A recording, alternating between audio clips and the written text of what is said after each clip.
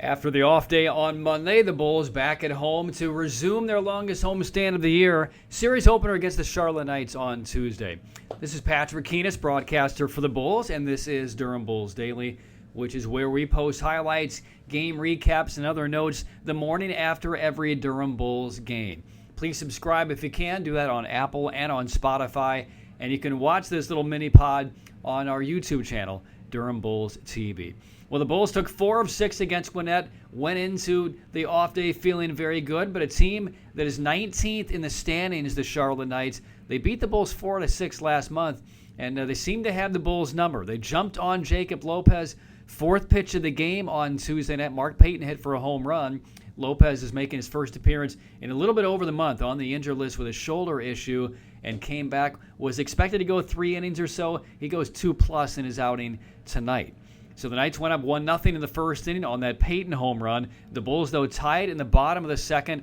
Heriberto Hernandez with a ground ball to bring in Tristan Peters from third with 1 out. That would tie the game at 1. Lopez came back out for the third inning with bullpen action behind him, knowing that he was not going to get entirely through the inning with the pitch count where it was. He walked the first batter he faced, and then Morgan Ensberg came out to get him as Joe Record entered the game. Record did allow a couple of back-to-back, a double and a walk, and a couple of runs in that inning. One was charged to Lopez, and after 2.5, it was 3-1 Charlotte. Bulls got one of those back on a Rene Pinto sacrifice fly in the bottom of the third, but that was about all the Bulls could put together against Johan Dominguez, who wound up going 6 innings and gave up just 2 runs for Charlotte.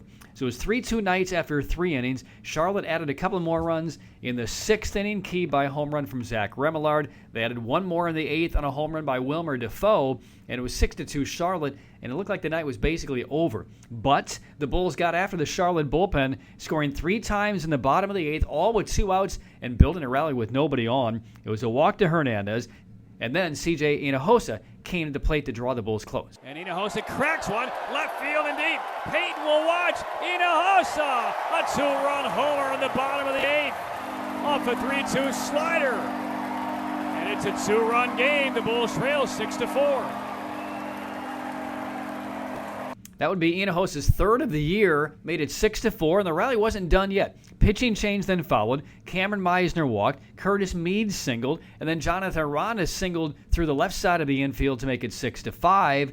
And then a wild pitch moved runners to second and third, and with Austin Shenton in the batter's box, the Bulls were a base hit away from taking the lead, and all Shenton did was kill a ground ball on a hop, fielded though by the second baseman, Michael Chavis, turned it into the out, and it was still 6-5. Durham, though, in the bottom of the 9th, would tie up the game. A leadoff single by Pinto, a walk, a sacrifice bunt, and then a sac fly by Hernandez would make it 6-6, and we would go on to extra innings. But in the 10th, Charlotte scored a pair. Erasmo Ramirez came on out of the bullpen for the Bulls. First batter he saw was a double laced to left center field by Jared Walsh, the former American League All-Star.